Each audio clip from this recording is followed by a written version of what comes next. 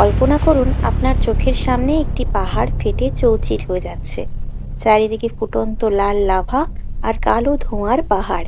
কিন্তু হঠাৎ আপনি দেখলেন সেই ধোঁয়ার ভেতর থেকে ধেয়ে আসছে হাজার হাজার ভোল্টের ভয়ঙ্কর বজ্রপাত। না, এটি কোনো সায়েন্স ফিকশন সিনেমা নয়।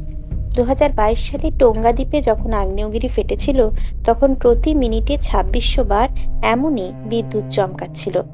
বিজ্ঞানীরা কয়েকশো বছর ধরে চেষ্টা করে বুঝতে পারেননি, যেখানে বৃষ্টির মেঘ নেই সেখানে এই বিদ্যুৎ আসে কোথা থেকে। কিন্তু আজ ২০২৬ সালে দাঁড়িয়ে আমরা অবশেষে সেই রহস্যের সমাধান করতে পেরেছি। আজকের ভিডিওতে আমরা উন্মোচন করব প্রকৃতির সেই ভয়ঙ্কর সুন্দর ডার্টি থান্ডারস্টর্মের আসল রহস্য।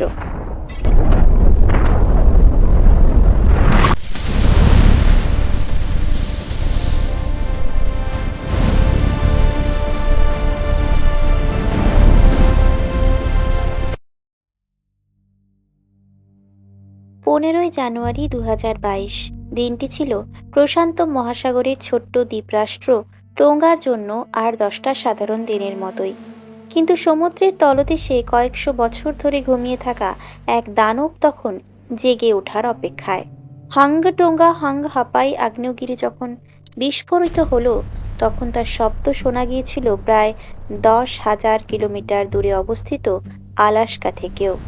এটি ছিল আধুনিক ইতিহাসের রেকর্ড করা সবচেয়ে শক্তিশালী শব্দ। কিন্তু সেই দিন শব্দের চেয়েও ভয়ঙ্কর এক রেকর্ড তৈরি হয়েছিল, যা মহাকাশ থেকেও দেখা যাচ্ছিল। সেটি কোনো ধোঁয়া বা লাভা নয়, সেটি ছিল বজ্রপাত। আমরা জানি সাধারণত বর্ষাকালে যখন মেঘ জমে তখন কয়েকবার বিদ্যুৎ চমকালে আমরা ভয় পেয়ে যাই। কিন্তু টোঙ্গার সেই বিস্ফোরণ ছিল পৃথিবীর ইতিহাসের সবচেয়ে তীব্র ইলেকট্রনিক স্টর্ম। রয়টার্স এবং নাসার দেওয়া তথ্য অনুযায়ী এই বিস্ফোরণের প্রথম কয়েক ঘন্টার মধ্যে প্রায় ২,০০,০০০ বার বজ্রপাত হয়েছিল। ভাবুন একবার, প্রতি মিনিটে গড়ে ২৬০০ বার। অর্থাৎ আপনি চোখের পলক ফেলার আগেই ডজন খানেক বজ্রপাত আকাশ চিরে নিচে নামছিল। বিজ্ঞানের ভাষায় একে বলা হয় ভলক্যানিক লাইটনিং। কিন্তু টোঙ্গার এই ঘটনাটি ছিল এতটাই অস্বাভাবিক যে বিজ্ঞানীরা এটিকে ডার্টি থান্ডারস্টর্মের ক্যাটাগরিতে এক অনন্য উচ্চতায় রেখেছেন। ধ্রুব রাঠির ভাষায় বলতে গেলে এটি স্রেফ একটি আগ্নেয়গিরি ছিল না, এটি ছিল পৃথিবীর ইতিহাসের বৃহত্তম প্রাকৃতিক ব্যাটারি। এখন প্রশ্ন হলো, এই বিদ্যুৎ এলো কোথা থেকে? ছোটবেলা থেকেই আমরা ভূগোলে পড়েছি যে আকাশে যখন মেঘের ভেতরে বরফ কণা এবং জলের ফোঁটা একে অপরের সাথে ধাক্কা খায়, তখন সেখানে ইলেকট্রিক চার্জ তৈরি হয়। আর সেই চার্জ যখন মাটিতে বা অন্য মেঘে আছড়ে পড়ে, তাকেই আমরা বজ্রপাত বলি। কিন্তু আগ্নেয়গিরির ক্ষেত্রে সমীকরণটা একদম আলাদা। টোঙ্গা আগ্নেয়গিরির সেই ধোঁয়ার কুণ্ডলী বা প্লাম যখন আকাশে ৫৮ কিলোমিটার ওপরে উঠে গিয়েছিল, তখন সেখানে না ছিল বৃষ্টির মেঘ, না ছিল যথেষ্ট জলীয় বাষ্প।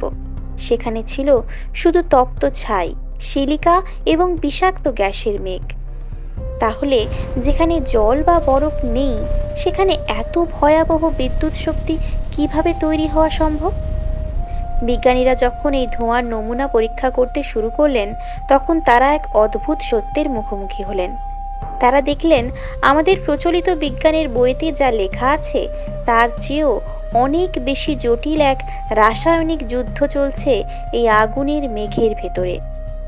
সাধারণ ধোঁয়া কিভাবে ১ সেকেন্ডের মধ্যে কয়েক লক্ষ ভোল্টের বিদ্যুৎ তৈরি করে ফেলছে, তা বুঝতে আমাদের অপেক্ষা করতে হয়েছে ২০২৬ সাল পর্যন্ত।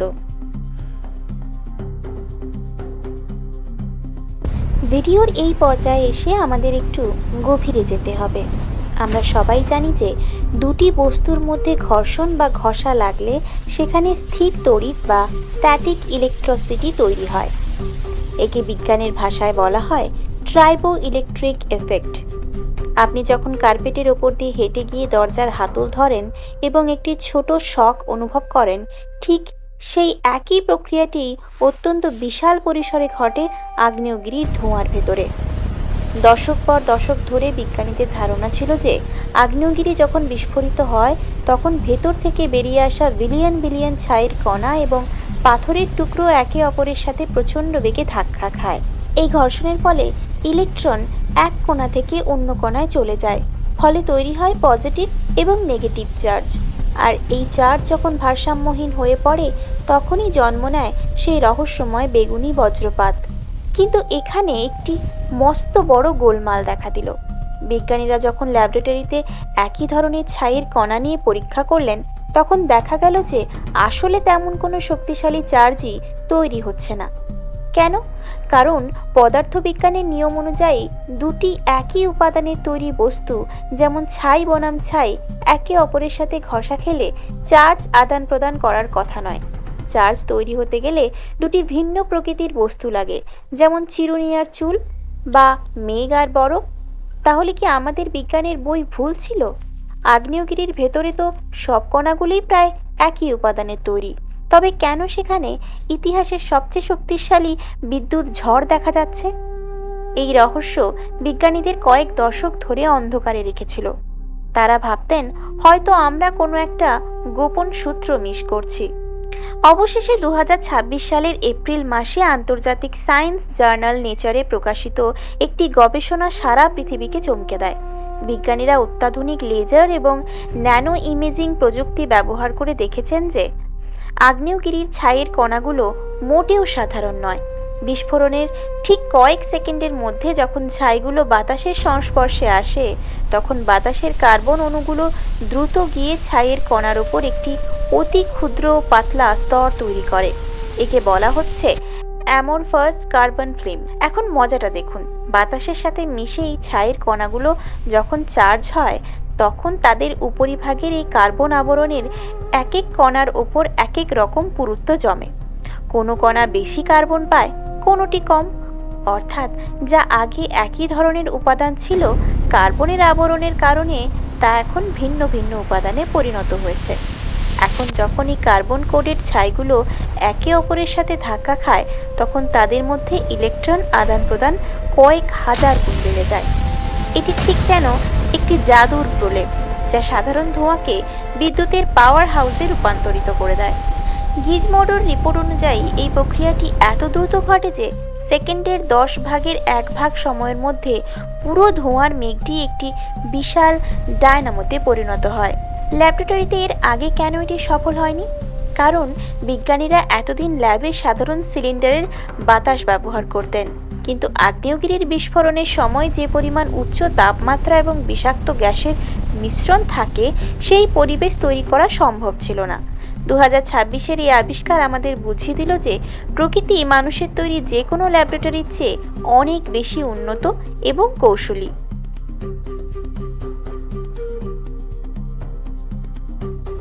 আগ্নেয়গিরির বজ্রপাত কোনো একটি একক কারণে ঘটে না, এটি আসলে তিনটি ভিন্ন ভিন্ন পর্যায়ের এক জটিল ফলাফল।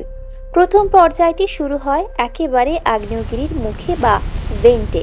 একে বলা হয় ফ্যাক্ট্রো এমিশন। একটু সহজ করে ভাবুন, যখন আগ্নেয়গিরির ভেতর থেকে প্রচণ্ড চাপে ম্যাগমা বা গলিত পাথর বেরিয়ে আসে তখন সেই চাপের চোটে কয়েক টন ওজনের পাথর মুহূর্তের মধ্যে গুঁড়ো হয়ে ছায়ে পরিণত হয়। এই যে পাথরের অণুগুলো ভেঙে যাচ্ছে, এই ভাঙার প্রক্রিয়ায় কোটি কোটি ইলেকট্রন মুক্ত করে দেয়। ল্যাবরেটরিতে দেখা গেছে যখন কোনো শক্ত পাথরকে এমন প্রচণ্ড চাপে ভাঙা হয় তখন সেখান থেকে এক ধরনের তড়িৎ শক্তি নির্গত হয়। ফলে ধোঁয়া আকাশ ছোঁয়ার আগেই আগ্নেয়গিরির মুখের কাছেই আমরা ছোট ছোট বিদ্যুতের স্ফুলিঙ্গ দেখতে পাই। এটি হলো বজ্রপাতের প্রথম ধাপ, যেখানে বিদ্যুৎ তৈরির প্রাথমিক বীজ বপন করা হয়। দ্বিতীয় ধাপটি শুরু হয় যখন সেই ধোঁয়ার কুণ্ডলী বা প্লাম বাতাসের সংস্পর্শে এসে ওপরের দিকে উঠতে থাকে। আমরা আগেই আলোচনা করেছি যে 2026 সালের নতুন আবিষ্কার অনুযায়ী এই পর্যায়ে সেই জাদুকরি কার্বন কোটিং শুরু হয়। বাতাসের কার্বন অণুগুলো যখন উত্তপ্ত ছাইয়ের গায়ে আস্তরণ তৈরি করে তখন সেই মেঘটি আর সাধারণ ধোঁয়া থাকে না, সেটি হয়ে ওঠে একটি উড়ন্ত ইলেকট্রিক গ্রিড। এই পর্যায়ে ছাইয়ের কণাগুলো একে অপরের সাথে প্রতি সেকেন্ডে লক্ষ লক্ষ বার ধাক্কা খাচ্ছে। কার্বন আবরণের কারণে এই ধাক্কাগুলো থেকে উৎপন্ন চার্জ আগের চেয়ে কয়েক হাজার গুণ বেশি শক্তিশালী হয়। টোঙ্গা ইরাপশনের সময় দেখা গিয়েছিল যে ধোঁয়া যত বেশি ছড়িয়ে পড়ছিল বিদ্যুতের তীব্রতা তত বাড়ছিল। অর্থাৎ বাতাসই এখানে জ্বালানি হিসেবে কাজ করে বিদ্যুতের আগুনকে আরো উস্কে দিচ্ছে। কিন্তু আসল মহাসংগ্রাম শুরু হয় তৃতীয় ধাপে, যখন ধোঁয়া বা প্লামটি ভূপৃষ্ঠ থেকে প্রায় 19 মাইল বা প্রায় 30 কিলোমিটার ওপরে উঠে যায়। তখন সেখানে তাপমাত্রা হিমাঙ্কের অনেক নিচে নেমে যায়। এই উচ্চতায় পৌঁছানোর পর আগ্নেয়গিরির ভেতর থেকে আসা জলীয় বাষ্প হঠাৎ করে বরফের অতি ক্ষুদ্র স্ফটিকে পরিণত হয়।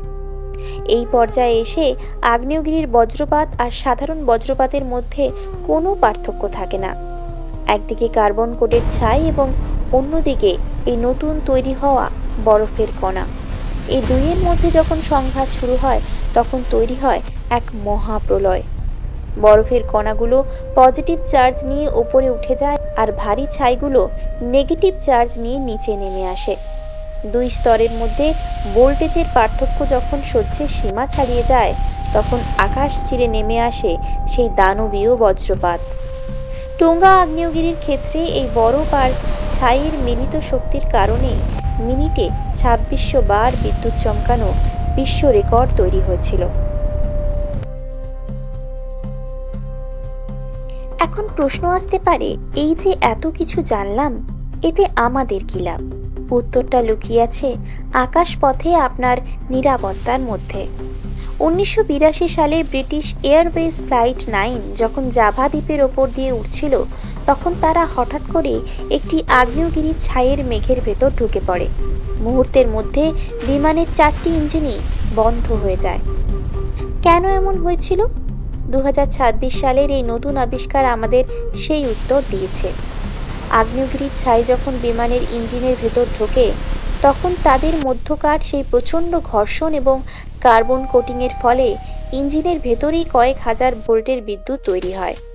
এই স্ট্যাটিক ইলেকট্রিসিটি বিমানের ইলেকট্রনিক সিস্টেমকে বিকল করে দেয় এবং ছাইগুলো গলে গিয়ে ইঞ্জিনের ব্লেডগুলোকে জ্যাম করে দেয়। এখন যেহেতু আমরা জানি এই বিদ্যুৎ কিভাবে তৈরি হয়, তাই বিজ্ঞানীরা এমন সেন্সর তৈরি করেছেন যা দূর থেকেই বলে দেবে কোন মেঘে বিদ্যুতের তীব্রতা কত।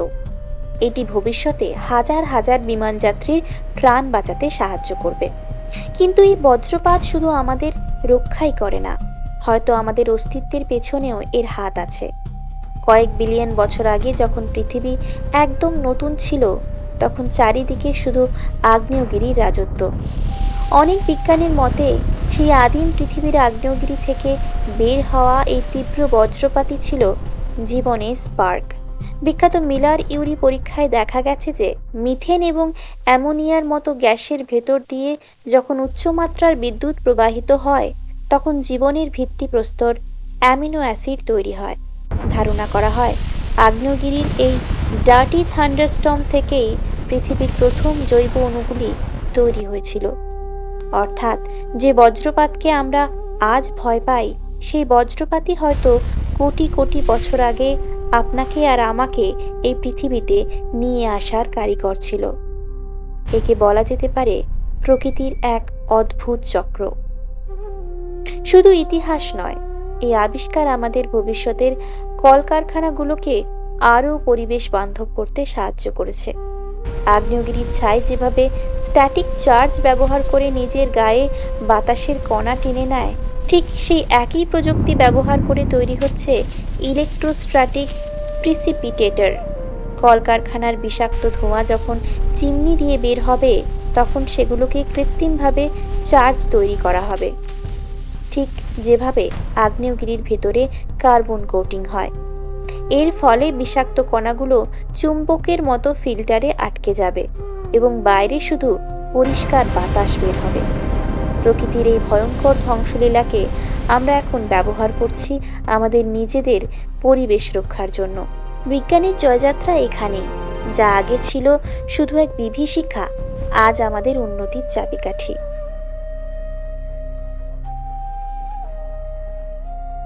ভিডিও শুরুতে আমরা যে প্রলয়ঙ্কারী দৃশ্যের অবতারণা করেছিলাম, তার পেছনে লুকিয়ে থাকা রহস্যগুলো একে একে উন্মোচিত হলো। আমরা দেখলাম আগ্নেয়গিরির সেই ভয়ঙ্কর বজ্রপাত কোনো বিশৃঙ্খলা বা দুর্ঘটনা নয়, বরং এটি ছিল পদার্থবিদ্যা এবং রসায়নের এক নিখুঁত মেলবন্ধন। প্রকৃতি যখন তার বিধ্বংসী রূপ দেখায় তখন আমাদের মনে হতে পারে চারিদিকে কেবল বিশৃঙ্খলা, কিন্তু আসলে প্রকৃতির প্রতিটি ধ্বংসলীলার আড়ালে থাকে বিজ্ঞানের এক নিখুঁত গণিত। পাথরের ভেঙে যাওয়া থেকে শুরু করে বাতাসের কার্বন অণুর ছাইয়ের উপর আস্তরণ তৈরি করা প্রতিটি ধাপে লুকিয়েছিল এক গভীর শৃঙ্খলা। এই শৃঙ্খলা আমাদের মনে করিয়ে দেয় যে আমরা এই মহাবিশ্বের কোনো বিচ্ছিন্ন অংশ নই, আমরা সেই একই ভূত বিজ্ঞানেরই অংশ, যা একটি ক্ষুদ্র বালুকণা থেকে শুরু করে সুদূর গ্যালাক্সি পর্যন্ত সবকিছু পরিচালনা করছে। আজকের এই আলোচনা থেকে আমাদের বড় শিক্ষাটি কি? শিক্ষাটি হলো কৌতূহল। কয়েক বছর আগেও আমরা জানতাম না যে আগুনের মেঘে কিভাবে বিদ্যুৎ আসে। আমরা ভাবতাম এটি হয়তো অলৌকিক বা নিছক কাকতালীয়। কিন্তু মানুষের অদম্য কৌতূহল এবং বিজ্ঞানের প্রতি বিশ্বাস আমাদের 2026 সালের এই নতুন আবিষ্কারের দ্বারে পৌঁছে দিয়েছে। প্রকৃতি আমাদের প্রতিদিন হাজারো সংকেত দেয়। অনেক সময় সেই সংকেতগুলো বিভীষিকাময় মনে হতে পারে, কিন্তু সেই বিভীষিকাকে যখন আমরা বিজ্ঞানের আলোয় দেখি তখন তা হয়ে ওঠে জ্ঞানের আলো। আগ্নেয়গিরির সেই ডার্টি থান্ডারস্ট্রম আমাদের শিখিয়ে গেল অন্ধকারকে ভয় না পেয়ে তার কারণ অনুসন্ধান করাই হলো মানব জাতির প্রকৃত ধর্ম। আপনি কি এই ভিডিওটি দেখার আগে জানতেন যে শুধু বৃষ্টির মেঘ নয়, আগুনের ধোঁয়া থেকেও বজ্রপাত হতে পারে? আপনার মনে কি এই নিয়ে আর কোনো প্রশ্ন আছে? কমেন্টে অবশ্যই আপনার মতামত জানান। আপনাদের প্রতিটি মন্তব্য আমাদের পরবর্তী গবেষণার প্রেরণা যোগায়। যদি প্রকৃতির এই রোমাঞ্চকর রহস্য আপনার ভালো লেগে থাকে তবে ভিডিওটি আপনার বন্ধুদের সাথে শেয়ার করুন। আর বিজ্ঞানের এমন আরও অজানা এবং অবিশ্বাস্য রহস্যময় জগৎ সম্পর্কে জানতে আমাদের চ্যানেলটিকে সাবস্ক্রাইব করে বেল আইকনটি চেপে রাখুন। দেখা হবে পরবর্তী ভিডিওতে, যেখানে আমরা উন্মোচন করব পৃথিবীর অন্য কোনো এক অজানা রহস্য।